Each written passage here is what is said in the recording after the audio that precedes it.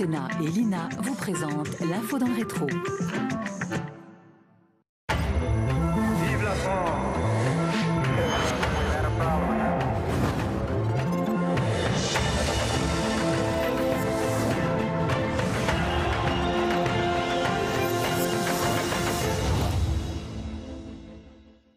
Et ma conclusion, ce sera de faire appel au sang-froid, à la sagesse de tous les Français. Il faut qu'ils se méfient des fausses nouvelles, aussi bien quand il s'agit de minimiser des résultats que d'accroître des inquiétudes. Le président du Conseil, Guy Mollet, le ton sévère et les yeux dans les yeux, appelant les Français à la vigilance face aux fausses informations. Nous sommes en 1956 et l'Égypte s'octroie des victoires fantasmées sur la France dans la crise du canal de Suez.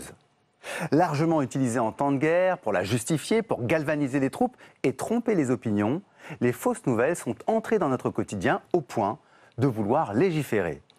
Propagande, fausses nouvelles, vérités alternatives, aucune période de l'histoire n'échappe au mensonge.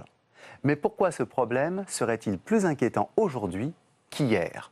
Comment les fausses nouvelles peuvent-elles prospérer alors que l'accès à l'information est plus simple que jamais? On en parle avec mes invités, mais avant, je vous propose d'écouter le président Emmanuel Macron en début d'année revenir sur son intention de légiférer en la matière. Nous vivons l'irruption dans le champ médiatique des fausses nouvelles, les fake news, comme on le dit dans le monde anglo-saxon. J'ai décidé que nous allions faire évoluer notre dispositif juridique pour protéger la vie démocratique de ces fausses nouvelles. Propager puissamment une fausse nouvelle sur les réseaux sociaux ne requiert aujourd'hui que quelques dizaines de milliers d'euros et peut se faire dans l'anonymat complet. Les plateformes se verront ainsi imposer des obligations de transparence accrues sur tous les contenus sponsorisés afin de rendre publique l'identité des annonceurs et de ceux qui les contrôlent, mais aussi de limiter les montants consacrés à ces contenus. Alors, deux invités pour revenir sur cette histoire récente ou ancienne des fake news. D'abord, un grand témoin, Hervé Brusini. Bonjour. Alors, les téléspectateurs vous connaissent, vous avez été journaliste, vous êtes aujourd'hui directeur de la stratégie du groupe France Télévisions et vous faites une petite émission qui est un bijou sur France Info qui s'appelle Retour vers le futur de l'info où vous détaillez en compagnie de la BNF, vous revenez sur le passé des médias, c'est un régal, je voulais le signaler parce que vraiment l'historien que je suis apprécie. Et puis avec vous, un historien, Alexis Lévrier, vous êtes maître de conférence à l'université de Reims et vous avez publié Le contact et la distance, le journalisme politique au risque de la connivence aux éditions Les Petits Matins. Hervé Brusini, quand le pouvoir légifère, est-ce que c'est une bonne ou une mauvaise idée en matière de fake news? Quand il légifère en matière d'information, on est vigilant. Parce qu'on a connu ça, même si ça va au-delà de mon petit âge, qui est déjà canonique. Mais en 1881, il y a eu de grosses polémiques. C'était une loi de grande liberté. Là, le pouvoir qui intervient sur l'information déclenche un débat et déclenche toute notre vigilance.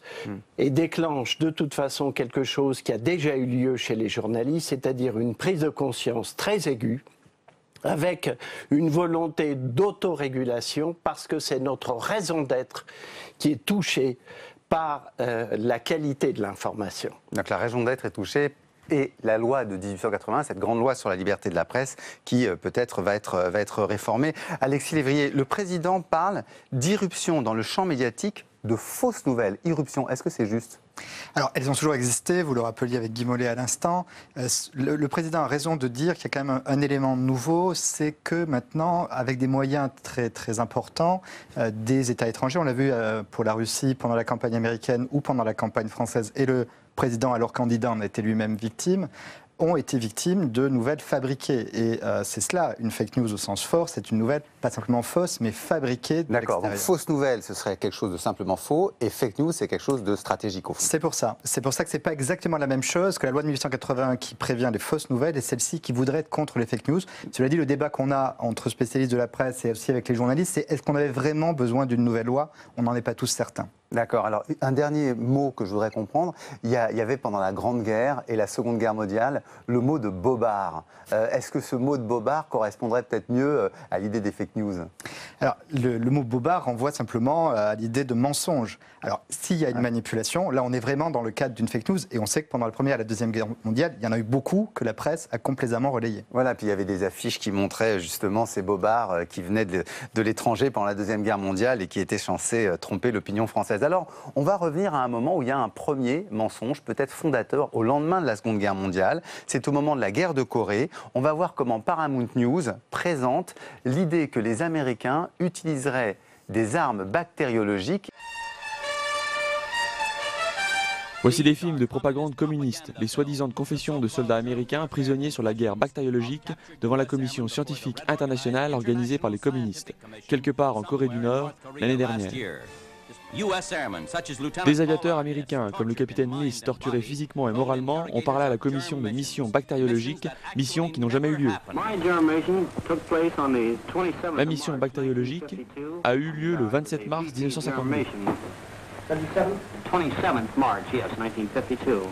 Bon alors, on a bien compris, hein, ce sont des aviateurs américains qui ont été conditionnés, lavage de cerveau, par les Chinois et les Nord-Coréens pour faire de faux aveux, de fausses confessions. Donc c'était une campagne qui avait été totalement orchestrée, ça, Alexis Lévrier? Oui, c'est une campagne orchestrée par le camp communiste, mais qui a eu une très grande ampleur, une très grande diffusion. Il y aura des manifestations en France organisées par le PCF contre l'intervention américaine.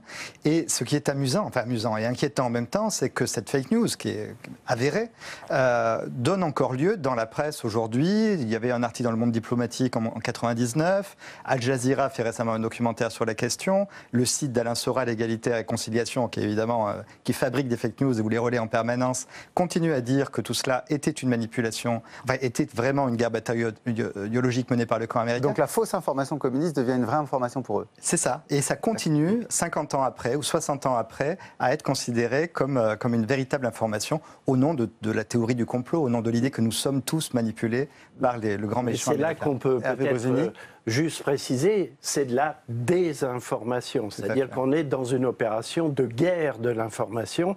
Il y a la guerre sur le terrain et puis il y a la guerre par la fausse nouvelle au sens intentionnel, stratégique du terme. Mais alors, il y a ce mot de désinformation que vous venez d'utiliser, mais ce sont les communistes qui l'ont créé. Oui, bien sûr, c'est le KGB qui l'a enseigné en son sein. Monsieur Poutine est un expert en la matière. On a pu, en d'autres temps, filmer ces écoles de formation à la désinformation. Il y a une littérature énorme. Et nous, les Français, on a essayé aussi d'apprendre ces techniques-là. D'accord, mais ça veut dire, Alexis Lévrier, qu'en temps de guerre, la première victime, c'est l'information? Toujours. Et ce qui est amusant et inquiétant, c'est qu'à chaque fois, on reproduit les mêmes erreurs.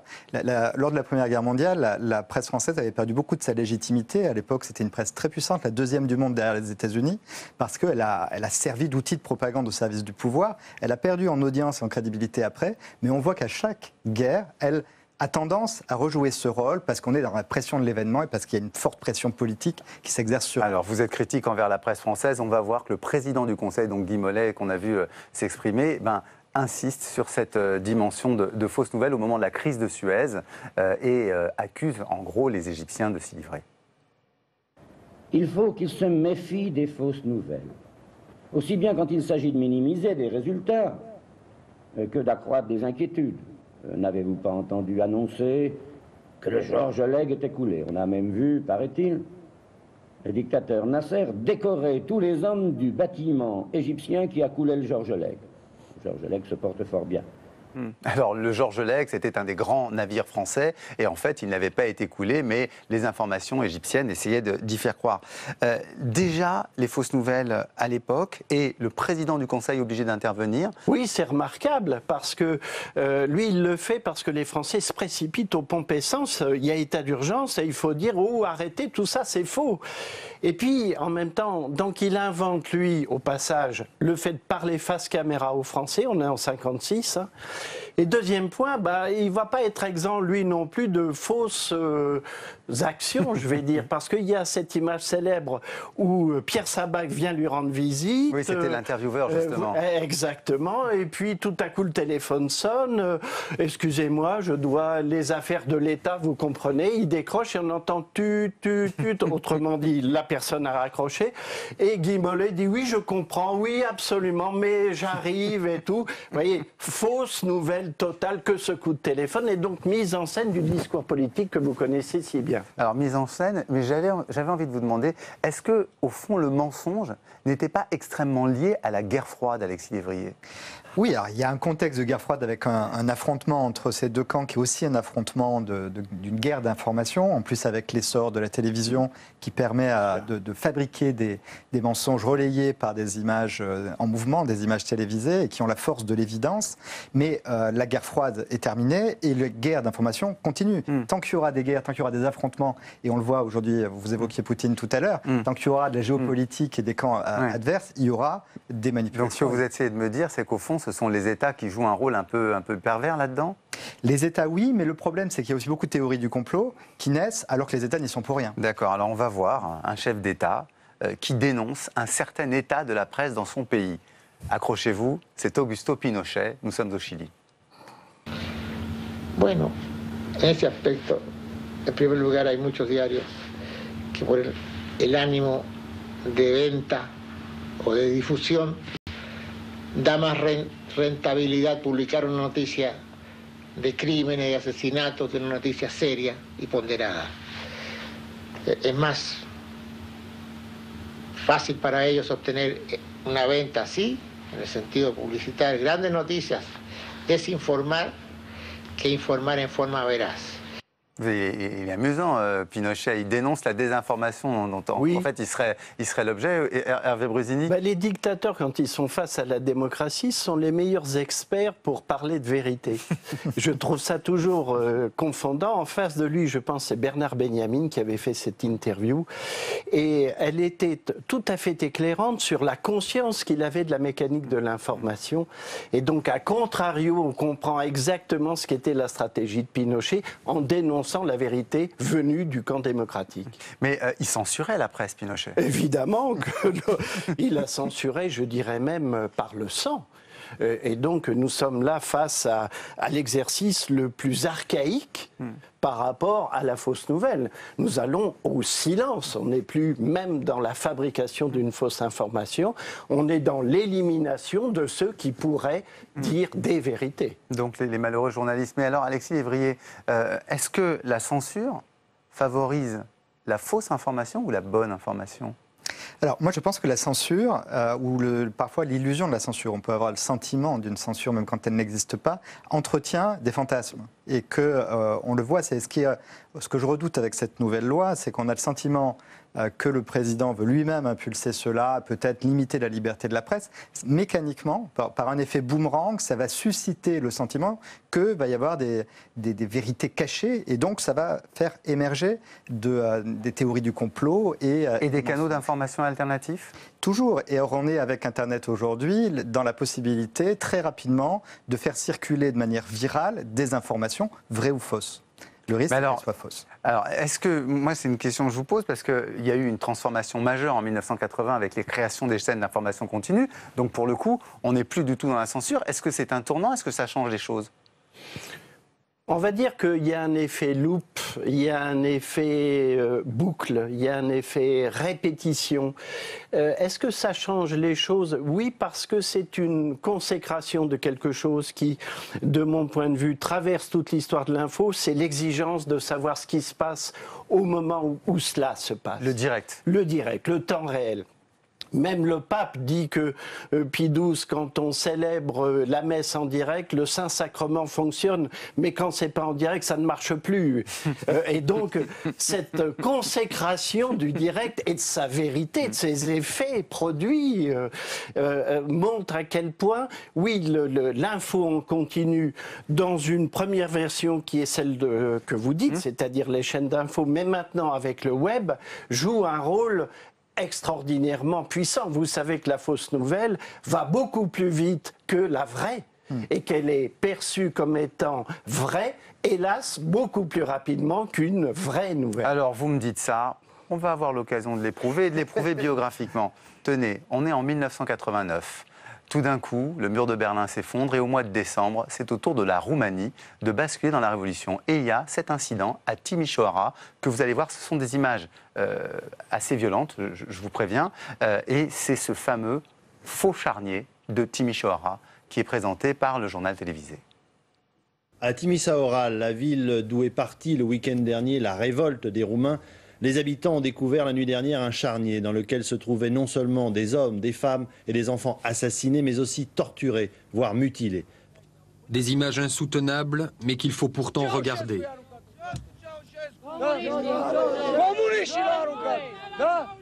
Parce que la dictature de Ceausescu et de sa Securitate, c'est ça.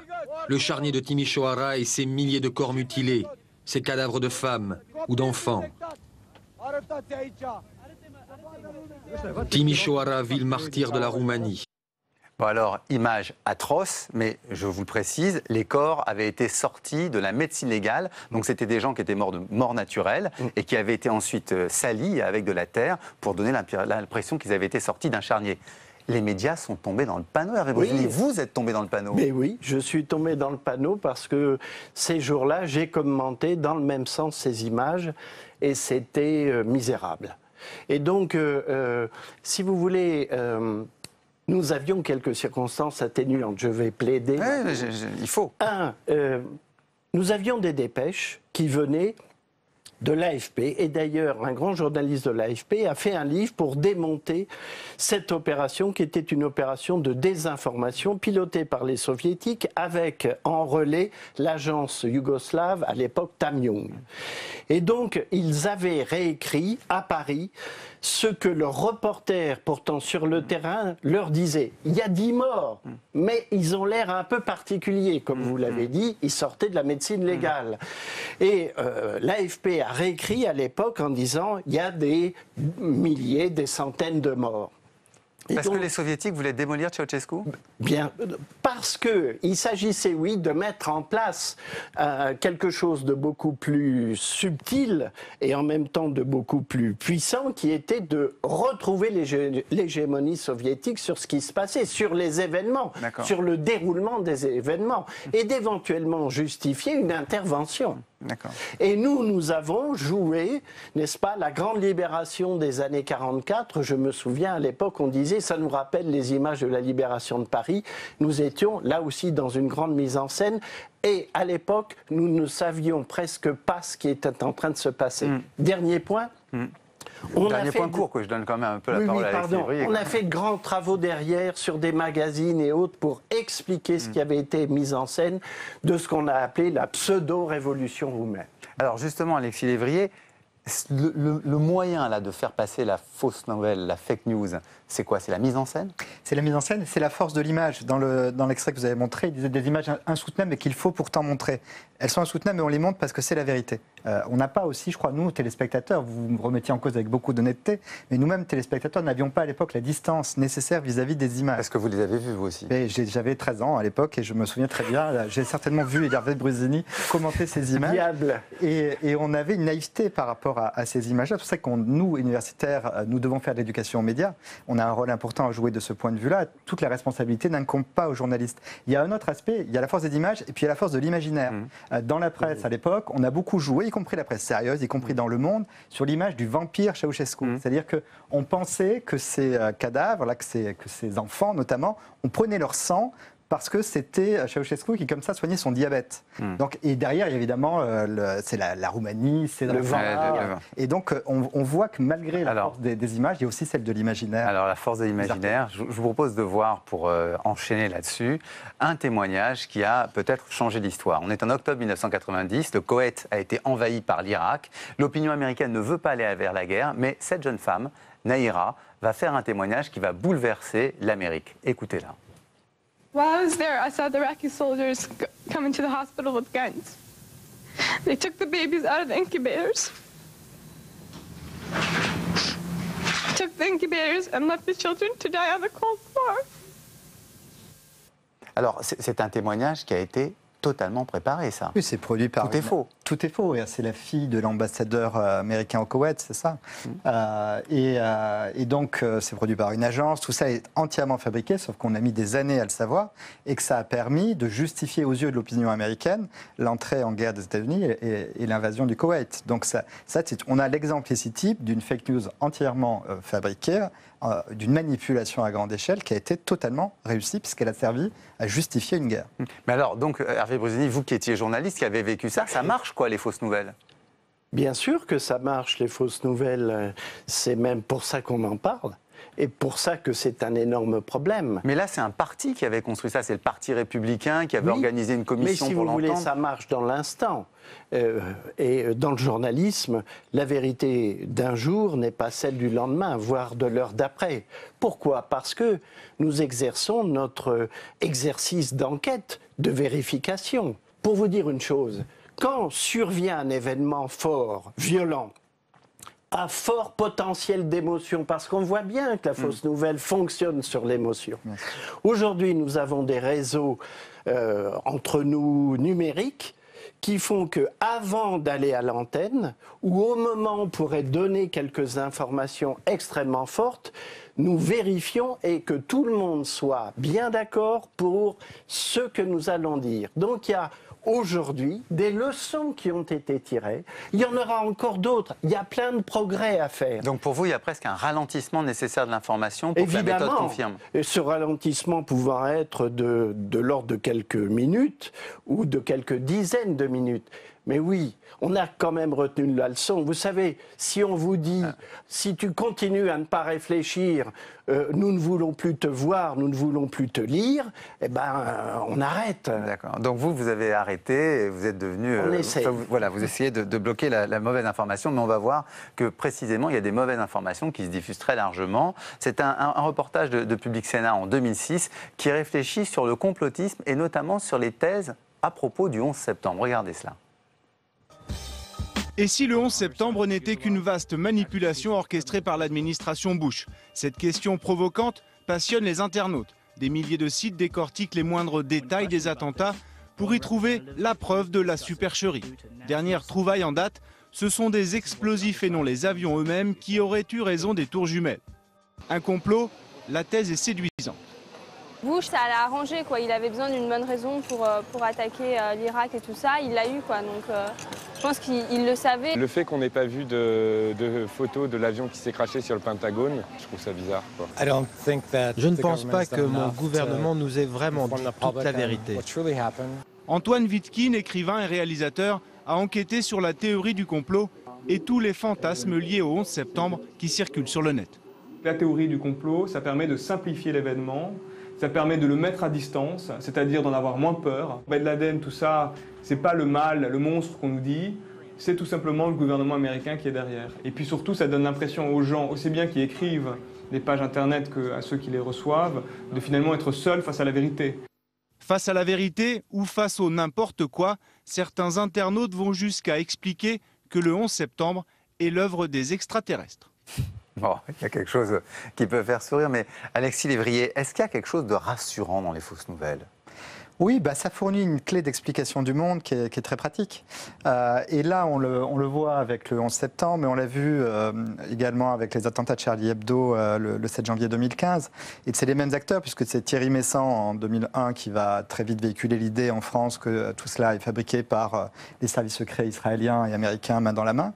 Et il dira la même chose le 7 janvier 2015, le jour même. C'est-à-dire qu'on n'a pas encore la vérité officielle, qu'il y a déjà l'émergence d'une vérité alternative par Thierry Messant qui dit que c'est pas des terroristes, c'est en fait les services secrets américains et israéliens qui sont à l'origine de ça. Parce que c'est plus rassurant, ça ? Je parlais de la force de l'imaginaire tout à l'heure. Ça fournit une clé d'explication du monde qui est, en l'occurrence, le pouvoir occulte des Juifs qui tiennent le monde et qui sont derrière tout ce qui se passe. Donc il y a des gens que ça rassure de pouvoir expliquer facilement tout ce qui se passe autour d'eux. La simplicité de l'explication est rassurante. Est-ce qu'avec les réseaux sociaux, Hervé Brusini, tout le monde n'est pas devenu un peu producteur ou potentiellement producteur de fausses nouvelles ? Tout le monde est devenu producteur d'infos. Avec mon smartphone, je peux avoir une chaîne YouTube et l'alimenter au quotidien. Et donc, par voie de conséquence d'une fausse information, voulue ou pas voulue, d'un mensonge à l'encontre de Fabrice d'Almeida ou de vous, de liquider des comptes, de régler des comptes avec mon voisin ou mon chef d'entreprise. Mais est-ce que c'est pas plus grave, par exemple, quand c'est un personnage comme Donald Trump qui fait mention d'un attentat qui n'a jamais eu lieu en Suède, par exemple? Mais évidemment, ce qui s'est passé, hein. Car c'est la promotion, comme dirait Trump lui-même, du bullshit à la tête de l'État. Et donc nous avons en fait la consécration que la vérité alternative est possible. Et là où il se passe quelque chose, à mes yeux, d'extrêmement grave, c'est la perte de valeur de la valeur vérité. La valeur vérité est foulée aux pieds. De toute façon, elle n'existe pas. Elle ne peut exister que par ma voix, à moi, Thierry Meyssan, ou Trump. Quelque part, même combat quant à l'invention de la vérité alternative. Donc oui, on est dans une consécration d'une gravité absolue. D'où la nécessité pour nous tous de réagir. Vous savez, Marc Bloch disait, quelque part, la fausse nouvelle, c'est le miroir de notre société. Il faut que nous, historiens et journalistes, on travaille ensemble. C'est ça que nous devons faire maintenant. Je vous remercie beaucoup d'avoir cité un historien, un grand historien, en l'occurrence Marc Bloch, pour le mot de la fin de cette émission. Je rappelle le titre de votre livre, Alexis Lévrier, « Le contact et la distance, le journalisme politique au risque de la connivence » aux éditions Les Petits Matins. Et puis vous, Hervé Brusini, je voulais signaler votre émission, Un retour vers le futur de l'info, sur France Info. Et je crois que vous aviez envie de présenter un livre, si vous voulez dire une phrase éventuellement. Oui, ça c'est Robert Darnton qui a écrit Le diable dans un bénitier. C'est pour moi un des maîtres de la réflexion historique ou de la relation historique sur la fausse info via la calomnie. D'accord, on en reste là. Je vous remercie tous les deux d'être venus dans l'info dans le rétro, la vraie info dans le rétro. À très vite.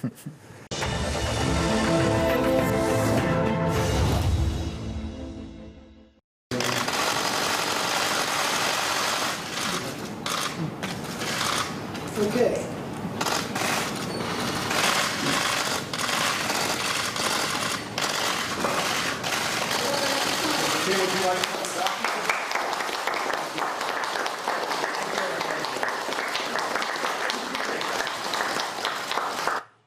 L'autre info dans le rétro, cette semaine, nous emmène à Singapour, avec cette image du président coréen, Kim Jong-un, serrant la main de son homologue américain, Donald Trump.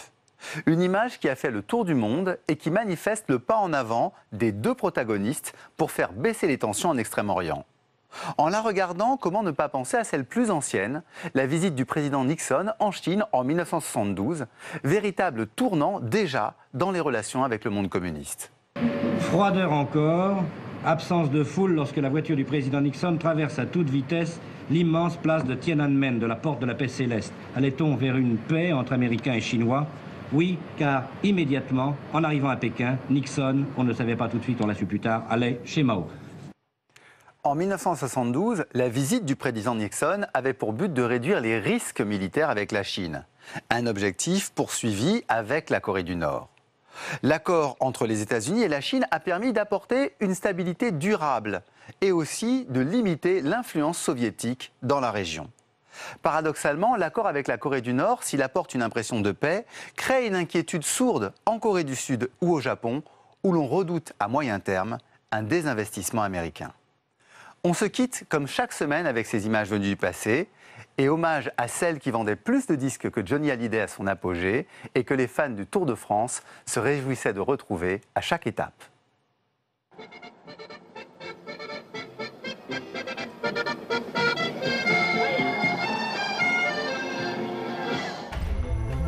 la France!